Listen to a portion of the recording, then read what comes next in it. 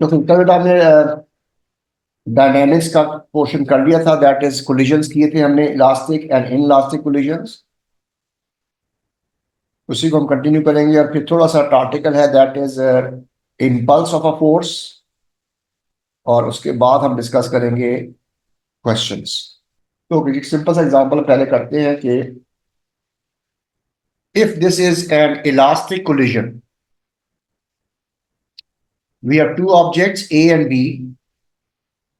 ए की वेलोसिटी जो है वो राइट की तरफ है वी ए आई, और बी की वेलोसिटी जो है वो लेफ्ट की तरफ है V B I. They collide, and after the collision, A is moving towards left and B is moving towards right. इसके ऊपर आपने law of conservation of momentum भी लगाना है, law of conservation of kinetic energy भी लगानी है, और लॉ ऑफ रेस्टिट्यूशन भी लगाना है। तो सबसे पहले हम अप्लाई करेंगे law of conservation of momentum. Linear momentum has to be conserved, momentum before collision must be equal to momentum after the collision. And similarly, kinetic energy before the collision must be equal to kinetic energy after the collision. और तीसरा जो है वो है law of restitution, relative velocity before the collision must be equal to -1 times relative velocity after the collision. Law of conservation of momentum, MAVAI should be minus में यहां पे इसलिए लगाऊंगा because it is in the negative direction, is equal to minus MAVAF plus इसलिए कि वो right side की तरफ जा रहा है। Similarly for kinetic energy, half MVAI square plus half VBI square, दोनों को मैं पॉजिटिव में लिखूंगा because in this case kinetic energy is a scalar quantity, plus half MVBF square. Law of restitution says difference relative velocity of before collision must be equal to -1 times relative velocity after the collision. In this case, it will be VAI minus VBI is equal to -1 times A की velocity negative में लिखी जाएगी minus VAF, subtract करेंगे B की velocity which is positive, so VBF. Simplify the equation and we get VAI plus VBI should be equal to VAF plus VBF इस case में. So this is your relationship of law of restitution. It says we have two objects, 4 kg and 2 kg. They are moving in the opposite direction, they collide, and after the collision they start to move in the same direction. What is their final velocity? Now this is a typical example of inelastic collision, but still momentum will be conserved. That means momentum before collision must be equal to momentum after the collision, but momentum is a vector. So m1 u1 के साथ जब हम add करेंगे negative momentum, तो वो negative ही हो जाएगा. That means it will B 4 times 15 plus 2 times -3. -3 इसलिए कि velocity is towards left, is equal to 4 plus 2 into v, और यहां से हमने v निकालना है, which comes out to be 9 meters per second after the collision. Now we have seen that momentum is conserved. Let's check whether the kinetic energy is conserved or not. If kinetic energy is not conserved, then it is inelastic. Kinetic energy before half m v1 u1 square plus half m2 v2 u2 square. My answer is 459 joules. This is kinetic energy before the collision. What about after? The answer is 243. both values are not equal. That is why it is an inelastic collision. So whenever there is an inelastic collision, momentum is conserved, but kinetic energy is not conserved. ऐसे हम collision को inelastic collision कहते हैं. Okay, next simple concept of explosive forces. Explosive forces या recoil. जब भी explosive forces होंगी या रिकॉइल होगा तब भी linear momentum of the system is conserved. Explosion हो, कोलिजन हो, in all cases linear momentum of the system is conserved. अब इसमें क्या होगा जब एक्सप्लोजन से पहले की हम बात करेंगे तो before the explosion the momentum was zero. Explosion होने के बाद जो बुलेट है या जो कैनन बॉल है वो राइट की तरफ जा रही है तो ऑटोमेटिकली जो कैनन है वो रिकॉइल करेगी, it will be moving towards left. What will be the relationship of the momentum of the cannon and that of the cannonball? Again, momentum before explosion must be equal to momentum after the explosion. Before the explosion, momentum is zero. Momentum of the bullet is m1v1. Momentum of the gun is m2v2. If you observe, if I simplify that, you can see here that m1v1 should be equal to minus m2v2. In other words, both of them should be moving in the opposite direction and the sum of their momentum should be equal to zero because momentum before explosion was zero, moving in opposite direction.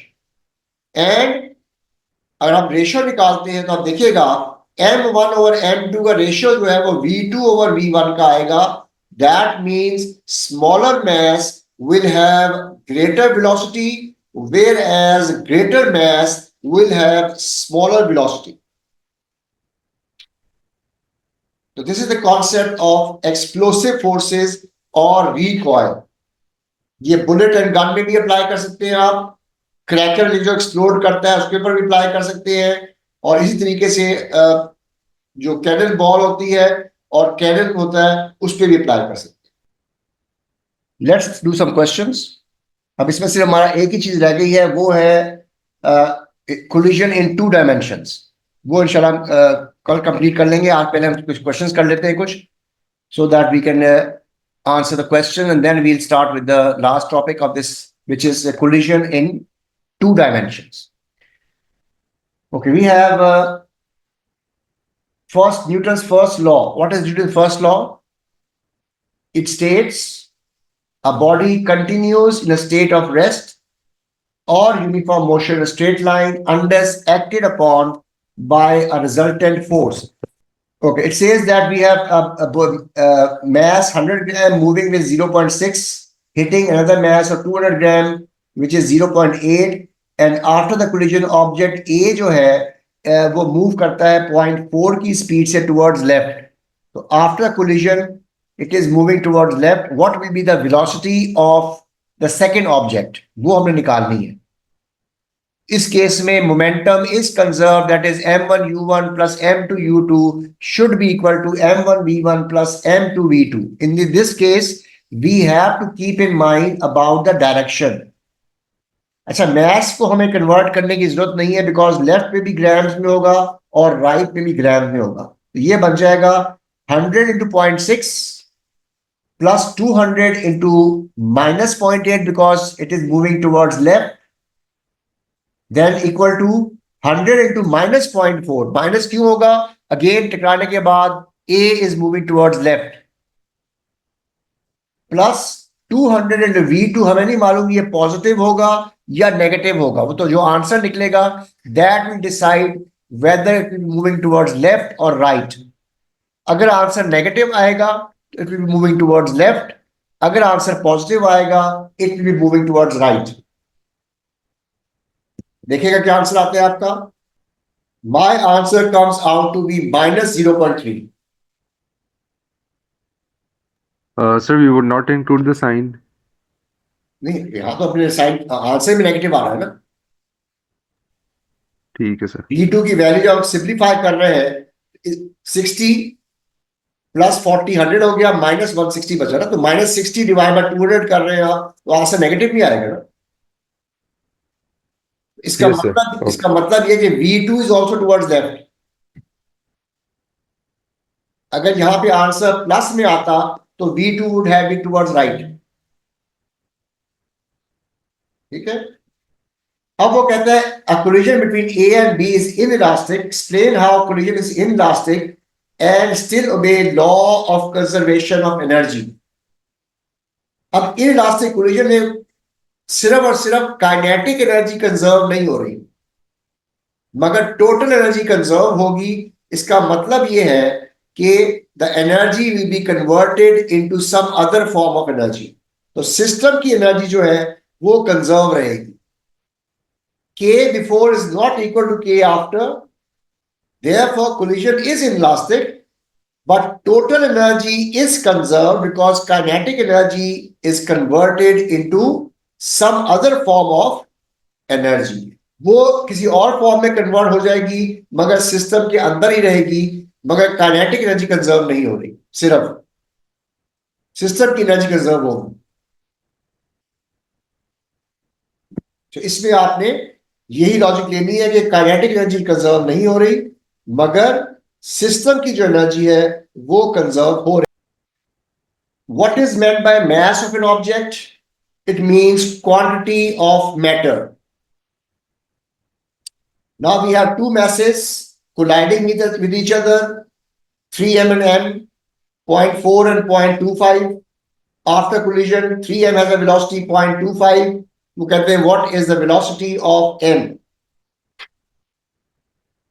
Use Newton's third law to explain why during the collision change momentum of block A is equal and opposite to the change momentum of block B. तो यहां पे simple हम ये बात करेंगे, जो force exert होती है कोलिजन में इक्वल एंड ऑपोजिट होती है. Both A and B exert a force FA is equal to minus FB. और फोर्स इनटू टाइम क्या होता है? It is change in momentum. FA into T is common. FA into T will be equal to minus FB into T. That means change in momentum.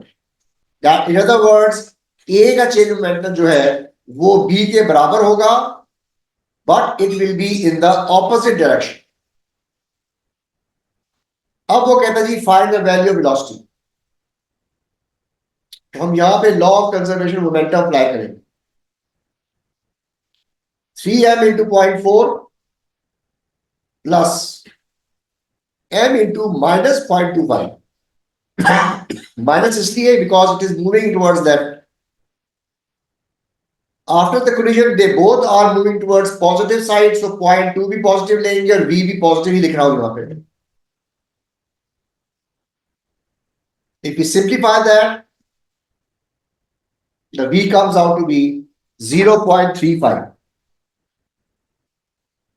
यहाँ पे हमने law of conservation of momentum जो है वो directly apply किया है, because momentum will be conserved.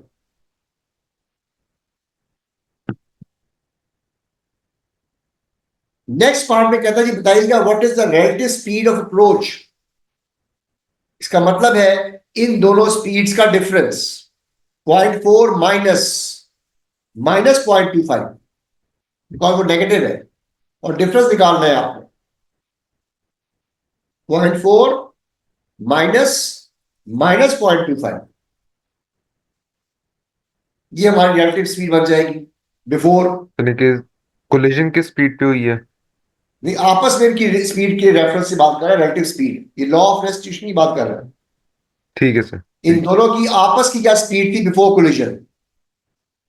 And similarly what is the speed of separation? ये 0.2 है, ये 0.35 है. v1 माइनस v2, तो रिलेटिव स्पीड ऑफ सेपरेशन जो बन रही है वो -0.15 बन गई। इसका मतलब क्या हुआ कि relative speed of approach is not equal to relative speed of separation। यही लॉजिक है that it is inelastic, because elastic collision में relative speed of approach must be equal to -1 times relative speed of separation। State Newton's third law of motion. When two bodies interact, they exert forces on each other equal in magnitude but opposite in direction। अब एक body है, उसका मास x है, mx है, speed 5v है। दूसरा object जो है वो स्टेशनरी है। they collide and after the collision they start to move with a common velocity। वो कहते हैं ये केस है, बताइएगा what is the ratio of mx over my over mx by applying law of conservation of momentum, which says momentum before collision क्या हो जाएगा, mx into 5v। Momentum after the collision क्या हो जाएगा, mx plus my into v। अब इस equation को आपने सिंप्लीफाई करना है और my ओवर mx की इक्वेशन सिंप्लीफाई करके रेशियो निकालना है। तो नोट कीजिएगा v से तो v वैसे ही कट गया, तो लेफ्ट पे बचा 5mx, राइट पे आ गया mx प्लस my। mx को लेफ्ट पे लेके आऊंगा तो ये बच जाएगा 4mx is equal to my। और अगर मैं my ओवर mx का रेशियो निकाल लूं, क्रॉस मल्टीप्लाई करूं तो 4:1 ही बनता है। यही हमने प्रूव करना था कि my ओवर mx इज 4:1। फिर वो कहता है जी what is the ratio of kinetic energy of x and y after the collision and kinetic energy of x and y before the collision. After the collision तो क्या होगा, half mx plus my into v square, जबकि before collision क्या होगा, half mx into 5v square. Why, because initially only mx was moving the velocity of 5v। अब जो जो चीज कैंसिल आउट होती है वो हम कर देंगे, हाफ से हाफ कट जाएगा, हमें मिल रहा है mx plus my v square divide by mx into 25v square. 5v को जब स्क्वायर करेंगे तो ये बन जाएगा 25v स्क्वायर। इसको हम सिंप्लीफाई करते हैं, v स्क्वायर से v स्क्वायर कट गया, mx plus my is 25mx। अब नोट कीजिएगा कि my जो है, अब पहली वाली इक्वेशन से my को हम रिप्लेस कर सकते हैं bye 4mx, because my over mx is 4, so my can be replaced by 4mx। तो मैंने my को रिप्लेस कर दिया bye 4mx, I get 5mx over 25mx। This becomes 5 divided by 25, mx cut जाएगा, which is 1/5, और 1/5 का मतलब होता है 0.2। इसका मतलब है काइनेटिक एनर्जी आफ्टर और बिफोर, इसका रेशियो 0.2 आ रहा है। अगर ये इलास्टिक कोलिजन होता, elastic collision kinetic energy after is equal to kinetic energy before, तो ये रेशियो 1 आना चाहिए। तो that is why it is collision is inelastic, because kinetic energy जो है उसका रेशियो 0.2 आ रहा है। अगर ये इलास्टिक होता तो ये 1 आता। ओके जी, नेक्स्ट पार्ट भी देख लीजिएगा इसका। अब उन्होंने हमें मोमेंटम का ग्राफ दिया हुआ है एक्स का। वो कहता है ये बताइएगा 0 से लेकर, आप नोट कीजिएगा जो पहले 20 मिली सेकेंड है उसमें mx का मोमेंटम कांस्टेंट है, टकराने के बाद mx की का मोमेंटम कम होके रह गया 1, पहले 5 था, 5 mx vx, अब सिर्फ 1 रह गया. There is a decrease in momentum from 20 to 40 seconds. वो कहते हैं बताइएगा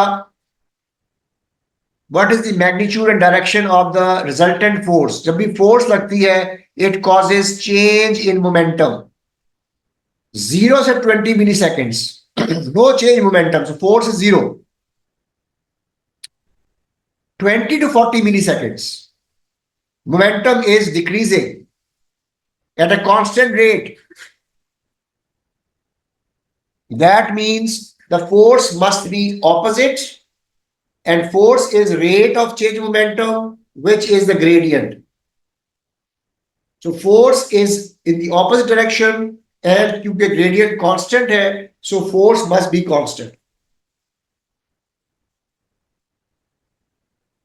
So this is the graph for x. y का ग्राफ क्या होगा? अगर हम इसको सिंपल मैथमेटिकली देखिए, दिस इज 5, ये कम होके 1 रह गया. y शुरू में 0 था,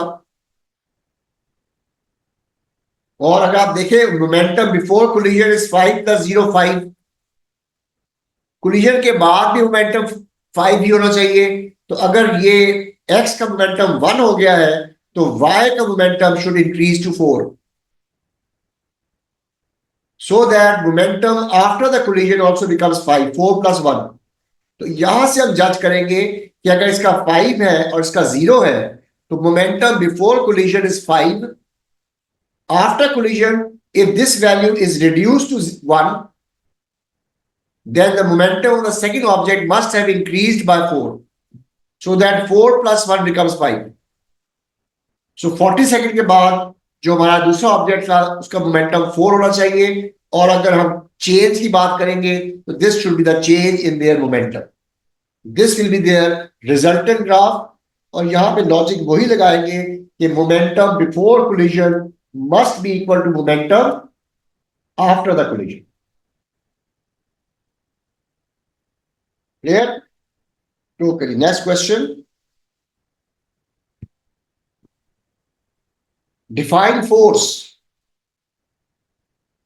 Force is rate of change of momentum.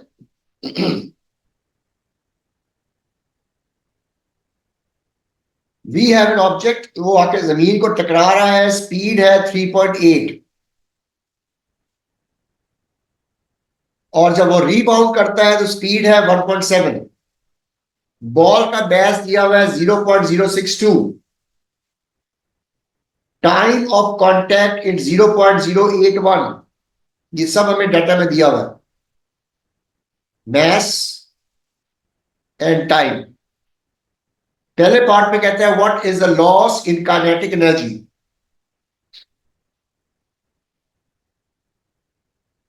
सो हम यहां से v1² - v2² करेंगे तो हमारे पास लॉस इन काइनेटिक एनर्जी आ जाएगी. What is the magnitude of change momentum? mv - mu.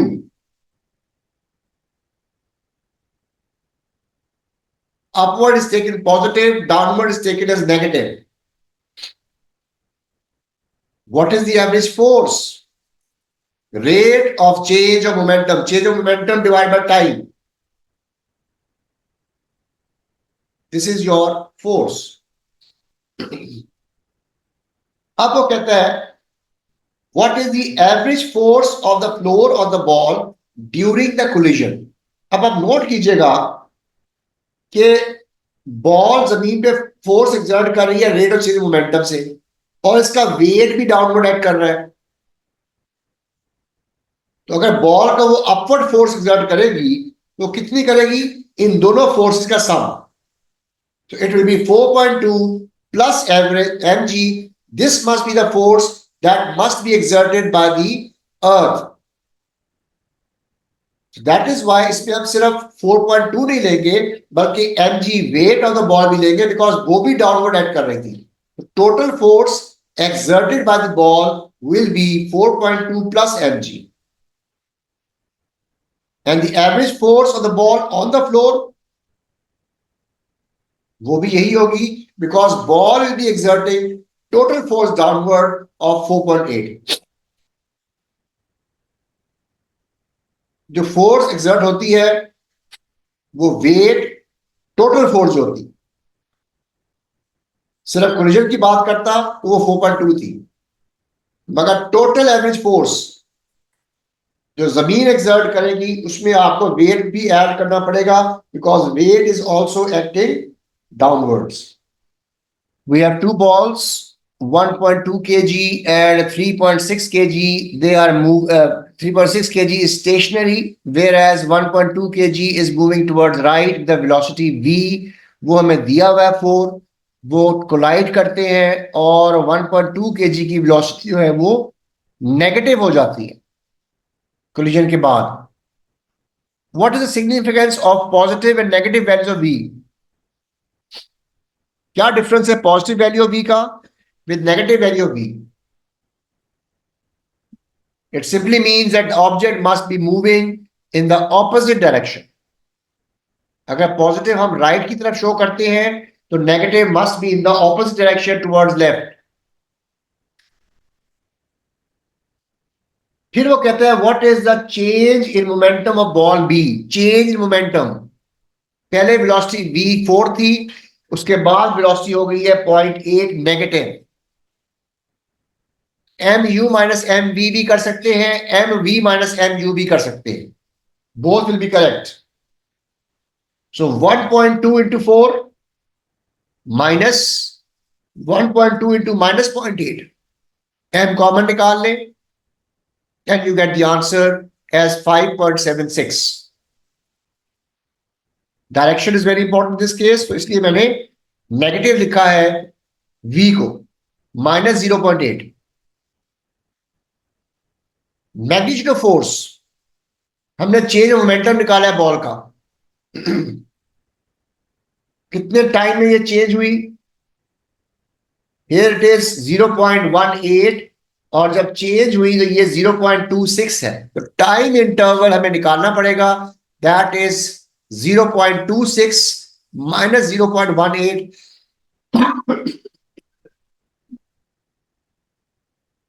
This is the time interval for which the momentum changed. So this is my force exerted by B. फिर वो कहते हैं what is the speed of the second ball? Law of conservation of momentum. Apply करूंगा मैं. पहले object की speed 0 थी, v निकालना है हमने दूसरे ऑब्जेक्ट का आफ्टर द कोलिजन. तो 5.76 डिवाइड बाय 3.6 हो जाएगा और मेरे v की वैल्यू आ रही है 1.6. So b will start to move with a velocity of 1.6. फिर वो कहता है जी बताइएगा क्या ये एक इनइलास्टिक कोलिजन है या इलास्टिक है? क्वांटिटेटिवली, क्वांटिटेटिव का मतलब होता है कैलकुलेशन के साथ वैल्यूज बतानी है आपने. तो मैं काइनेटिक एनर्जी बिफोर कोलिजन निकालूंगा हाफ mv स्क्वायर लगा के, kinetic energy after the collision निकालूंगा, दोनों की एनर्जी ऐड होगी.